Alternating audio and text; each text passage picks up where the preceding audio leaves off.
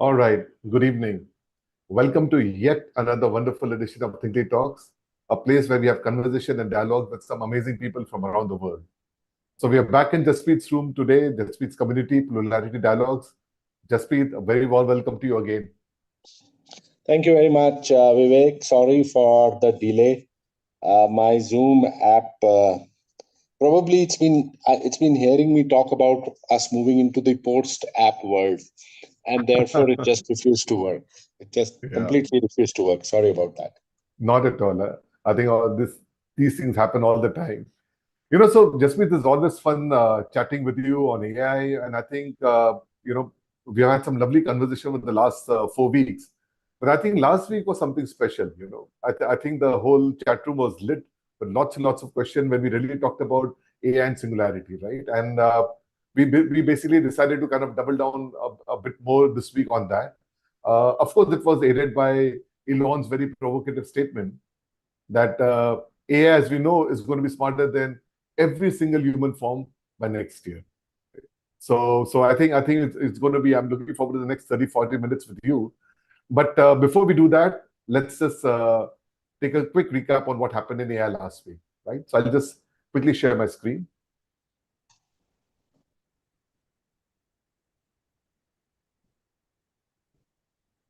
Let me know when my screen's up. Yes. Great. So basically, if you were to look at it, I mean, one of the things that happened, I mean, a lot of developments happened last week in the area of regulations. Uh, on one side, we had EU, which came up with the EU Artificial Intelligence Act. And then on the other side, we had, India, which basically apparently dropped the plans to require pre-approval for AI model launches, based on all the backlash I think they kind of came up with, right? So any reaction on this, Jaspreet? Oh, it's apples and oranges, Vivek. The EU, all the 20, 30 plus countries, were working on this the right way, thrashing out this act over a year or so, negotiations across different countries. And, what they were doing was that they were building on their GDPR model Right. of tearing different risks, low risk to the highest risk. And they already had something to work on. And they've kind of added on the AI part there.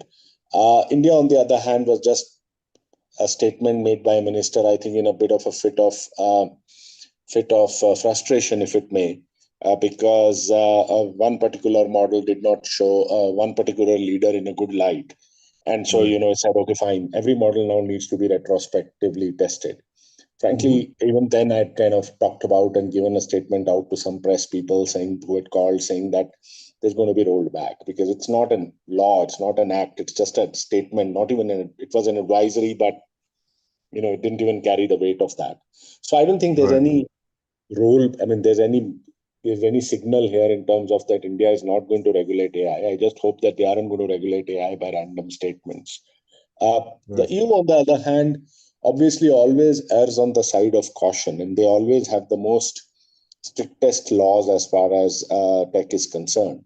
And already there are voices opposing it, saying that it will stifle innovation, etc., etc. But credit where it's due. Their first real, actual AI regulation act is out, and I think we should welcome that. Right. I think some thoughts also is that, with the election year that's happening right now in India, this was also like a warning, shot across the board, because obviously it's also about trying to set a deterrent to all these models as they're trying to get their act together. But, more on the EU side, Jaspreet, how do you see it in terms of, I mean, is it also going down the path of pre-approvals and everything, or is it more about, general guidelines and, guardrails?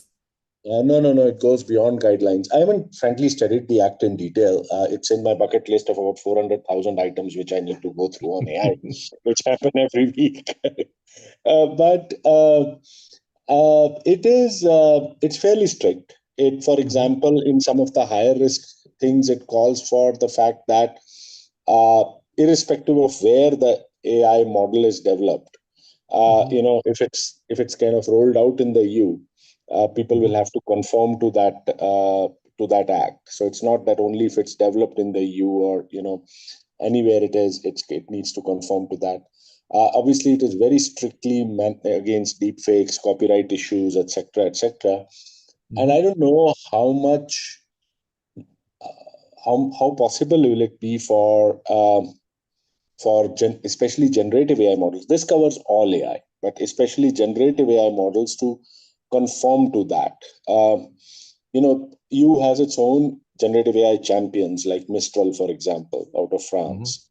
And already the French President Macron has kind of opposed it, saying that it might not be passed in French Parliament.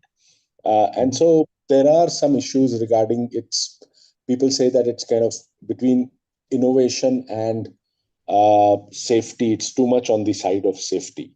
And so, I mean, very frankly, one will have to study it more to see what it really has and hasn't. Right.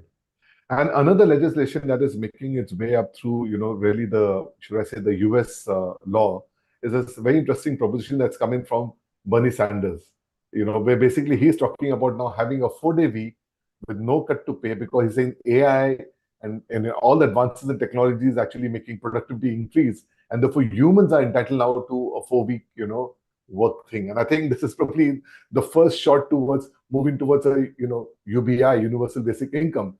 I mean, I know you are not a big fan of that. We've discussed that in detail, but politics and politicians, we're going to see some of this happening. Any thoughts on this? I haven't seen this. I just saw one headline. You are much faster than I am, Vivek, in terms of, seeing all these items, etc. I just saw this, but I didn't relate it to AI, frankly. I mean, I'm seeing this for the first time that is related. AI has become again, there's an article I wrote, it has become the bogeyman for everything. I'm hungry because of AI. I'm not hungry because there's AI. Okay, so in fact, we talked about it, but a lot of the companies doing layoffs, I think, are just using it as an excuse. And probably the same here. But what this reminds me, Vivek, is of something which Bill Gates said much earlier, of something called a robot tax. He said that, if people are going to, if robots are going to do the work of human beings, they need to be taxed. And that tax needs to kind of get into universal basic income or equivalent for human beings. The US, as you know, is very sharply divided between the left and the right. And I think both sometimes give out crazy statements for their own, which appeal to their own constituencies. With all due respect, I think this is the one which is coming from the left side of the constituency. Absolutely. Yeah. So, so moving along. That, because I'm doing this from my phone, Vivek, can you see me? I can't see myself. Oh, no, we can see you. Okay, cool. That's good then. Okay. Right. So, basically the next one really is about, Apple has been a laggard. I mean, I think in the last 4 weeks or 5 weeks, we've just not even touched upon Apple, right? But then, it's apparently been quietly making these acquisitions along the way, small AI companies, not very big ones. They made one Canadian company. And then I think around 2-3 days back, they just dropped this thing, right? Which is MM1, which is apparently their version of LLM, which is apparently trained again on some 350 billion parameters. So, people are really saying that, listen, I mean, Apple is very, very quietly plugging away in the background, and the next version of Siri will probably be the Siri that we all wanted it to be, right? And just on that, before I asked for your thought, I mean, I came across a very interesting statement by Benedict Evans. He mentioned, he said, look, I'm old enough to remember the last time people said that Apple wouldn't be able to do AI. Right, and I think a very interesting side is that incumbents always try to make the new thing a feature. So if you think about it, for Apple, it's just a feature that's going to be part of our, our PCs, our mobiles, our iPads. Could you just linger on that point? Okay. I would not underestimate Apple at all. You're absolutely right. In fact, they have probably made the highest number of investment in buying AI innovation through startups, patents, etc. More than Microsoft, more than Google. Yes, they have been not been out there, launching, if I may say so, yet another large language model. For that matter, if you think about it, so is Amazon. Okay, and That's so, true. and I think both Apple and Amazon, and since we are talking on Apple here, are not are companies which don't want to put out a language model out there because it's not going to do anything for them, frankly. Right. What I mean, they're not in the search business. They're not in the productivity software business. So I mean, Apple clearly, with all the investments it's making, will definitely come with building building it into their products, like Benedict Evans has said here, and the feature part I completely agree. In fact, now here's a news which I think I'm a little ahead of you, where I think I just caught this news 2-3 hours back sitting in a car, so I haven't read it, but there's this rumors of a massive Apple Google deal, which is in the works, where Gemini will be integrated into Apple products. So I guess Apple does believe in Gemini more than a lot of other people do. And Gemini will be integrated into Apple, much like the search was integrated into Apple. And I think that to close, I think they will come up with, each of their products becoming much, much better using generative AI anyway they use. Using generative AI rather than having their own. They don't need an Apple GPT. I mean, what's an Apple GPT going to do with them except make their fan base happy? Right. That is very well said. I think in all of this, in all the noise, I think they seem to be very clear, right? And you know what? Today, I think we're having a problem with technology because I think my PowerPoint is now misbehaving. Just give me a second. So while you struggle with your PowerPoint, we must also remember they did one more thing. They shelved their car project and have reallocated all the resources, the people as well as the money into AI and generative AI. So they're clearly a player. Right. Just give me 1 second. Let me just try and get my PowerPoint. It just shut down suddenly. No worries. Maybe we can just have the conversation. Maybe the PowerPoint sure. So am I?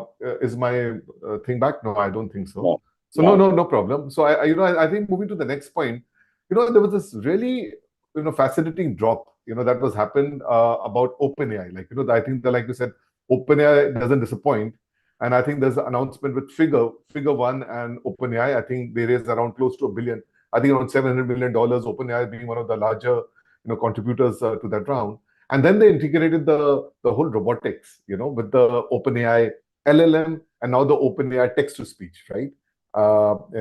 Any thoughts on that? Because I think that was No, that's a great one. The 700 is a curious one. The 7 thing seems to be good for, 700 million, 7 trillion. Okay, all these numbers seem to be very close to OpenAI's hearts.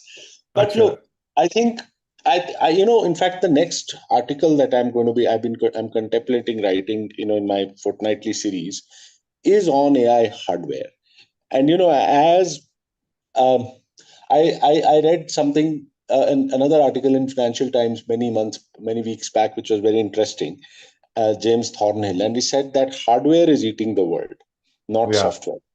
Okay, not software, which famously has been said. And he was coming from the chips and the semiconductors and that, because those were really, and NVIDIA and TSMC and ASML making those machines, etc., who were actually, if you think about it, it's these quote unquote hardware companies which have benefited, probably the only companies which have benefited from a revenue standpoint from generative AI especially. So, there's a lot of action happening in hardware. And then we had this other set of hardware, agent-related hardware, which I think we'll see a boom of, which is the AI pin and the Rabbit R1, etc., which are post-mobile, post-smartphone devices. And I think the third set of hardware is the Figure kind of hardware. There are a bunch of people making robotics, but Figure has had the most celebrated founders, and they have had the most attention, especially in Silicon Valley, also because of the OpenAI partnership. And how now OpenAI's software can empower great hardware. And in many ways, it's the same agent thing that, this generative AI becomes an agent. And rather than software agents, now there'll be hardware agents in some sense, where you can actually also do that stuff. But I think hardware, as the name itself suggests, is very hard. Okay. And so, even Musk, who's been making his own robot for a while, has been struggling with that. Okay. And it'll be interesting to see how while the software for that robot might be very exciting, how they can manage to, get basic functions done, humanoid functions done from Right. a figure will be really the key. And so it's not about generative AI as much as it will be about sensors and hardware and actuators and gyroscopes and some of those things, which are Mm. far more difficult to control than the software Mm. is. Right. No, great points. So I think with this, let's move along to the topic today, which is really about AI and the road to singularity, part two. Will AI become smarter than humans? When we kind of touch upon this point around smartness and intelligence, I think the question really, I think first arises that, before we make a statement like that, what exactly do we mean by intelligence? I mean, if you think about it, for all practical purposes, calculators, your humble Casio calculator and your supercomputers, I mean, they've been, really beating humans for I would say now maybe a couple of decades now when it comes to compute, when it comes to logic, whether it's chess or whether it's Go. But, we've never really thought of them as really an intelligent being, or as an existential threat, right? So what should be a good metric of intelligence when we make these kind of statements? Is it creativity, logic, task? Any thoughts on that? No, that's a very good question. When I was at Cambridge, we had like a seminar to talk about artificial intelligence, and it was a day-long thing. And we never progressed because at the end of the day, no one could even define intelligence. Yeah. Okay. There are many definitions of intelligence. Okay, if you kind of Google for it, or better go to perplexity.ai or whatever. There are many, many definitions of intelligence. But there is none, I mean, there is none which is a universally accepted definition as far as this area is concerned. I also remember reading a book, very good book famous book, great book by a lady called Kate Crawford, called The Atlas of AI. And she had a startling statement there saying that AI is neither artificial nor intelligent. And the artificial part, why it's not, is because there's so much human beings behind what we think is AI. Millions, tens of thousands of people labeling stuff and doing stuff which makes AI happen. But the ghost workers, as they call them. Yeah. The other part was that why it's not intelligent because we don't even have a definition, and in many ways, even what a baby can do, most AI cannot do. And that's where the Musk statement comes in very interestingly, okay? Because intelligence, even if you were to say, okay, fine, intelligence is everything that a human being can think, and basically because of that thinking can do, then which human being? Okay, I mean, human beings can have IQs, which is a measure of intelligence, from 30 to 200. So which human being are you talking about? Are you talking about an average? But then is that intelligence? Because human beings are famously collaborate. They have Yeah. language. They talk to each other.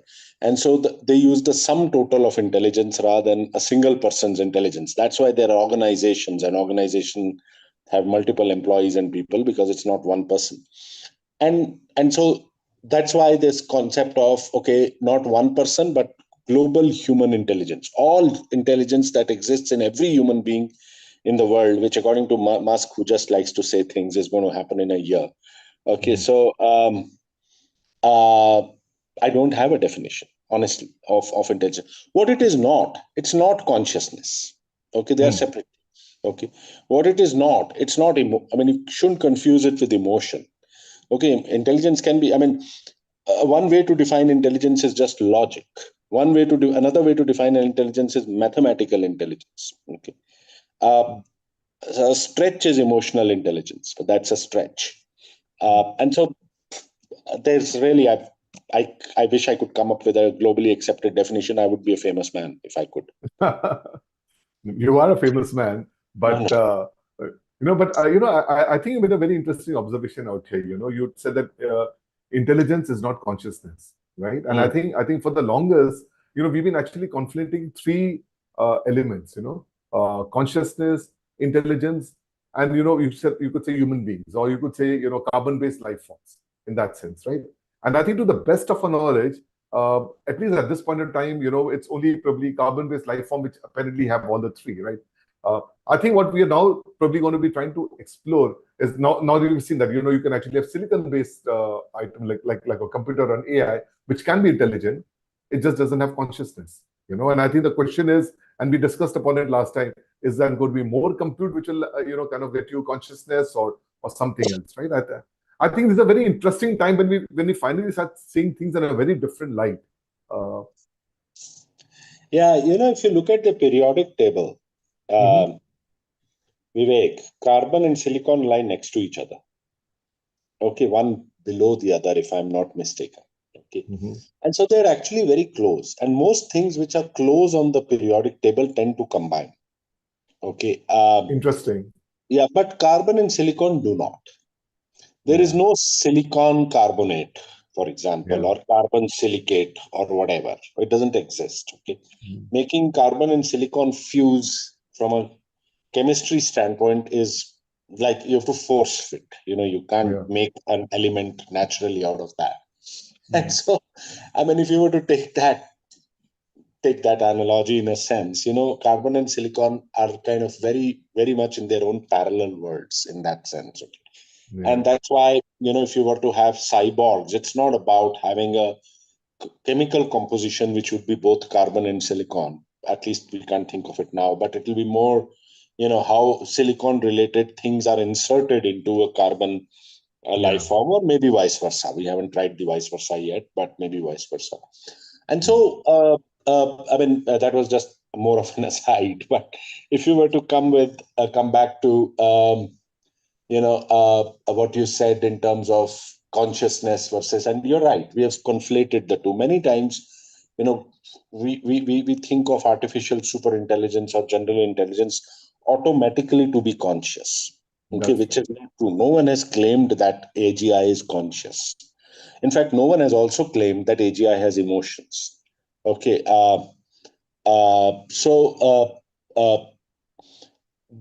those are, in my mind at least, I mean, there are massive scholars of consciousness, and it's perhaps the most studied thing in AI research today. So I'm very, very much a novice there. But they are not the same thing. And I think you can have a super intelligent machine which could, perform intelligence tasks like logic or mathematics or pattern recognition and pattern making or forecasting prediction basis that. But that doesn't mean that it will be conscious. And coming to the last part, what would it take? I think we spoke about it last time. David Chalmers, who's one of the most well-known person in the more well-known philosopher in the study of consciousness, defined consciousness as the hard problem of philosophy. Okay, and which basically is that no one has been able to figure out still what does it take to be conscious. People have managed to study the brain till the synapse, okay, of the neuron and the synapse firing, etc. But then what magic happens after that? Everyone, I think there we need to move from people are look at it from a religion and a philosophy lens, but from a scientific lens, very difficult. And if we are not able to figure out from a scientific lens, either it will just happen because we keep on pouring things, just adding and making some kind of a stew and something emerges, silicon based, out of serendipity or just luck. Okay, but I think from a systematic viewpoint, I know of no possible way that we can kind of start building consciousness into machines because of the problems that I talked about. Yeah.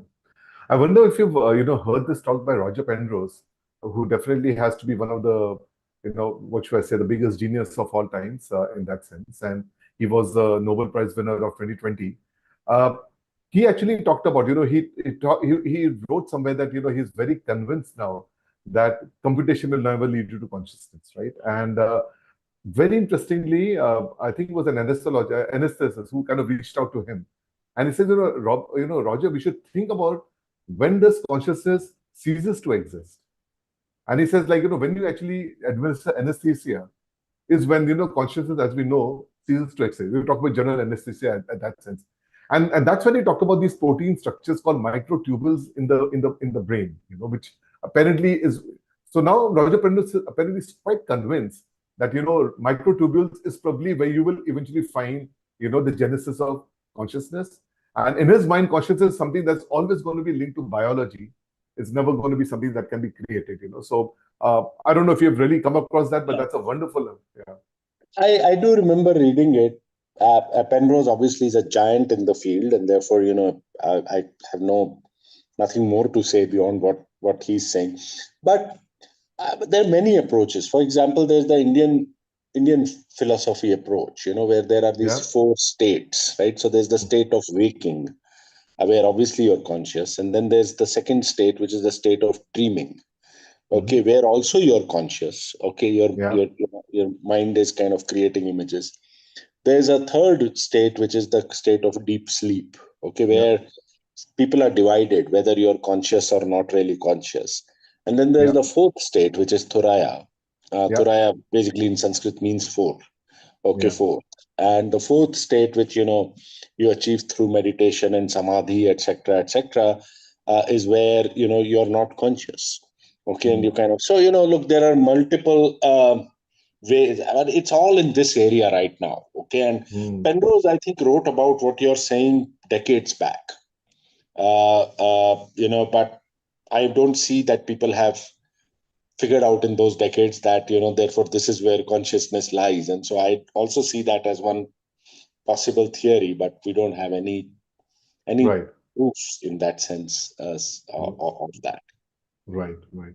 Now I'm just pulling myself away from this whole discussion on consciousness because this is very seductive, but there are a couple of very interesting points. And I think one good point I think that we seem to be agreeing on just today is that consciousness and AGI and ASI, we need to start thinking of them as independent, because I think people really get caught up with consciousness, and I think it's all about just having a very super intelligent being.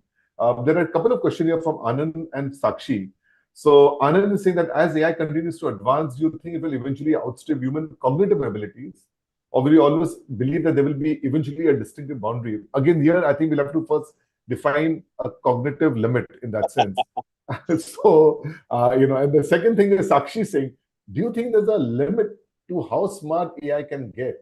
Or do you think the sky is the limit? Because we apparently have some limitations about what a brain can do, but, raw compute power, parameters, I don't know. I mean, how do you think about these questions, which I'm sure you do? I feel so inadequate, frankly, answering them, to be very honest. Okay, Sakshi, and sorry, who was the other person? Anand and Sakshi, I really feel inadequate because one of the things I learned while I was doing my master's was as to how little I knew in this. Okay, and I wish I could spend the rest of my life reading or researching or thinking about this, but one needs to make a living, etc., and so I'm not kind of doing that.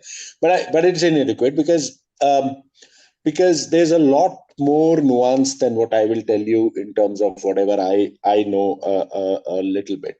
First of all, I think a lot of scholars say that we don't use more than we use probably 1% of your brain. Okay. Yeah. Some say 10%, some say 5%, whatever. Basically, we say we use a small percentage of the ability that lies in our brain itself. Okay. And so if you were to kind of take that thing at face value, there's so much more to go.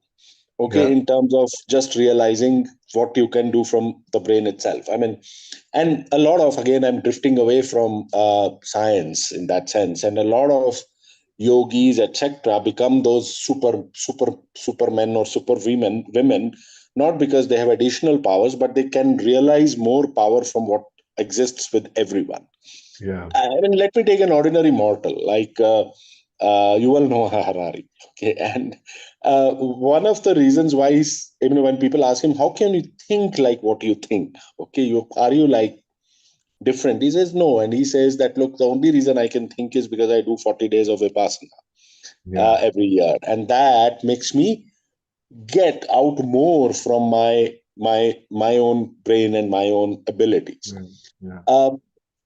Number one. Number two, even if we were to reach, say, some kind of a limit, okay, I think that's when the kind of work that our friend Elon Musk is doing, and others, with the Neuralink, etc., of enhancing the human brain through artificial means in that sense. And so you could kind of strap on or add on, little motors to your brain, okay, which could further and further enhance your brain power. So the short answer, what I'm trying to tell you is, I do think, and many people say that, some people disagree, that I think eventually the super intelligence, or whatever name you give it, will not be a purely artificial super intelligence.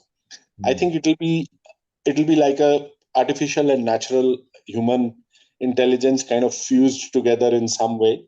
And I think that's the fastest route, in a sense, Yeah. to super intelligence. Okay, fused together, much like the Neuralink kind of experiments, Right. and creating therefore these super beings, which sound frightening right now, but I think that's the way it will go, rather than one outstripping the other. And that's I what ca- actually he calls Homo Deus. yeah, yeah, yeah. I can't but think of imagining an era. I mean, right now we have problem with you know socially incorrect thing to say, but in the US or in other countries where you have got trans people competing in the women's race and beating them, so the whole debate is about whether the person is a he or a she in that sense, and then you're going to tomorrow have whether the person is a human or a it or is a cyborg, what should I say, that's competing with humans. So I think we're going to be in for some interesting time, and I think the No, in guys are fact, going there's a to. simpler example. Sorry to interrupt, Vivek. No, But no, sure. who is that guy, Pistorius, the South African guy, the runner who Hmm. was accused of murdering his girlfriend, etc., who below the knee did not have legs, Yeah, had those yeah, yeah. blades, right? Absolutely, And he was absolutely. winning amazing races. Okay, and we're Yeah, talking of 10 years back. right. So already, you're having like a fused human being, and then there was this whole thing about should he be allowed to run in races at all or not. So I think we're going to see more and more of More and these more, questions. absolutely. Yeah, I think absolutely. philosophers and lawyers are going to be in big demand. So I think that's probably one job that will be safe. There's a very interesting question here from Ayesha, but Jasprit, and it touches upon one of your favorite topics about social AI. And Hmm. she said that like new AI tools like Project December, that people chat with virtual versions of loved ones who have passed away. Do you think AI chatbots can be a healthy tool for grief management, or is there a risk? I mean, obviously now we're talking about ethical risk and everything, but some thoughts from you. Yeah, I mean, in one of these days in this program, Vivek, will get in Dr. Henry Shevlin, who was my Well, professor at yeah, Cambridge, I've heard him. He's very good. Yeah, and he's credited with actually creating the term social AI. And interesting. he's writing a book about it now. And he taught us, post my 2-year course, he actually did a special class for that.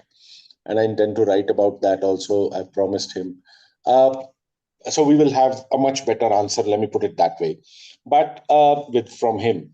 I think, I also want to say as an aside, Vivek, that I think one of the things I do want to say is that as we do these conversations and the people who are hearing and asking questions, I'm keep, uh, I think the we none of us is going to know everything about it, and I keep on saying these names because I really like these and admire these people, and some of the names you say, Penrose, etc., and I hope the people who have asked questions or are hearing also go and explore these people to answer their Yeah, questions, because that to me is the real purpose of our talks, okay, of exciting curiosity and having the right people answer rather than just say you and I. But anyway, that was an aside. On Aisha, on this bit, what I know is it's inevitable. Okay.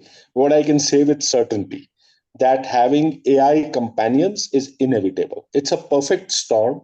There's a loneliness epidemic in the world for multiple reasons, economic and otherwise. Younger people are not dating and marrying as much as they used to. Okay. That's number two. Number three, uh, younger people especially have gotten used to having artificial companions like their mobile phones, okay, yeah, and immersing themselves in it. Four, as more immersive technologies like the Apple's Vision Pro and others come in, I think the perfect, and then obviously there's AI and Gen AI and all these different things being created. It's inevitable that, the movie like Her, or, apps like Replica, which were an early beginners, are going to evolve into AI. I mean, we're going to have AI companions. Forget AI companions. I think in very short order, HR CHROs are going to grapple with how to work with humans and AIs as employees in their organization. Okay, and so I think this whole coexisting with AIs, whether from a emotional or work colleague or whatever standpoint, is bound to happen.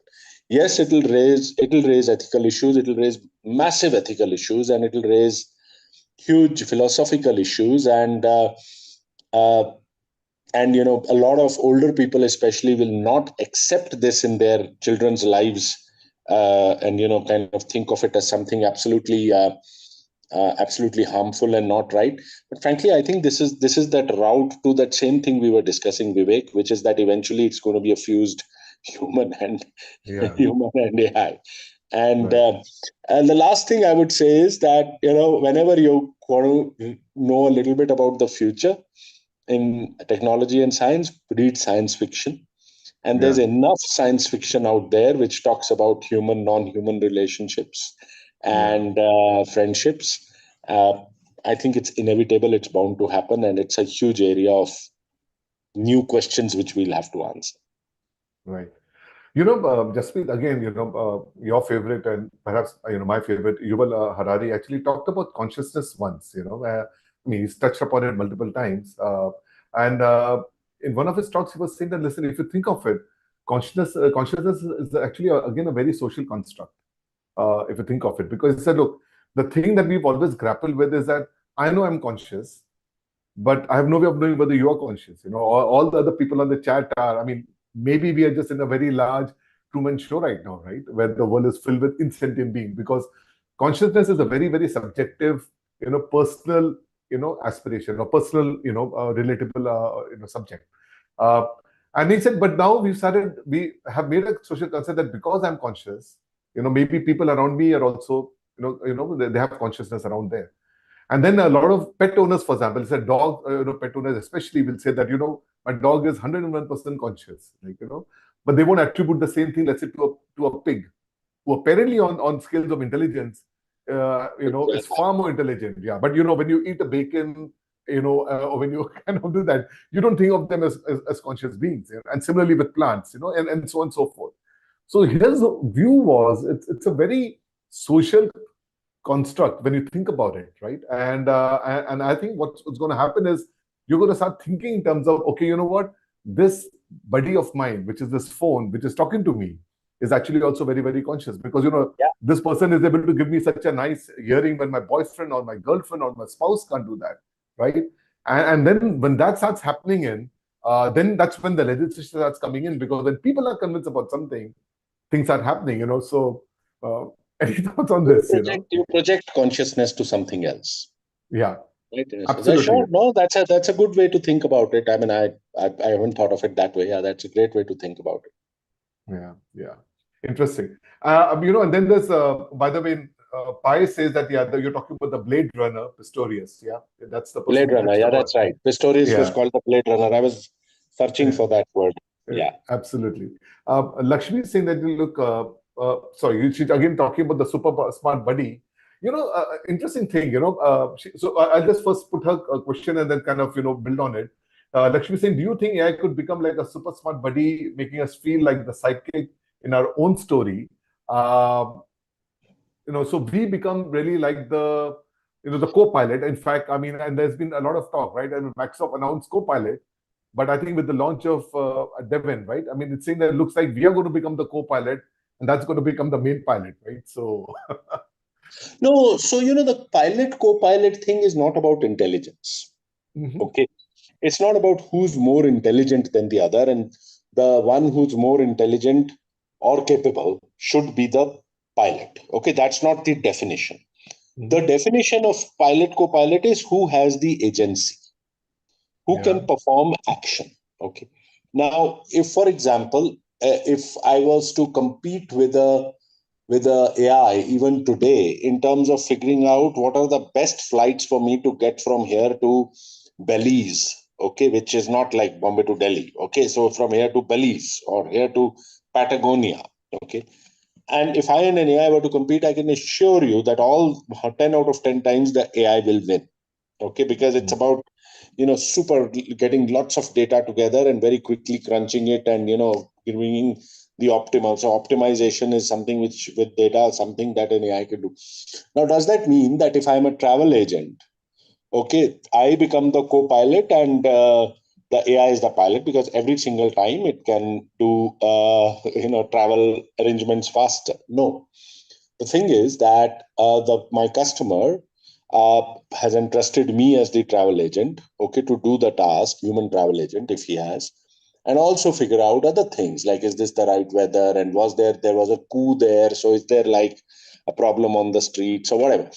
But the agency of booking the ticket, of actually saying yes, I want the ticket, and then pushing whatever button and linking the wallet to get the money, etc., or even if the wallet is linked, saying that yes, go ahead, is with the pilot.